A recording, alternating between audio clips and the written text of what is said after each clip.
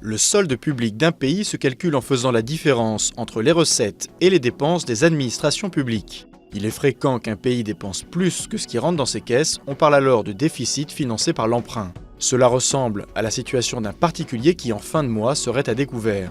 Mais il existe une différence majeure. Pour un particulier, la banque appréciera le montant du découvert par rapport à ses revenus. Pour un pays, le déficit annuel ne sera pas comparé aux revenus de ses administrations publiques, mais au produit intérieur brut, ou PIB du pays, c'est-à-dire à la richesse produite en un an par l'ensemble du pays, secteur privé compris.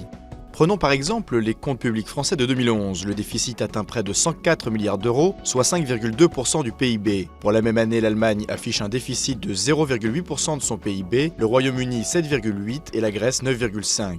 Comparons maintenant ces déficits non plus au PIB mais aux recettes publiques comme on le ferait pour un particulier. Les résultats sont alors bien différents, 10,2% de déficit pour la France, 1,7% pour l'Allemagne, 19,2% pour le Royaume-Uni et 22,4% pour la Grèce.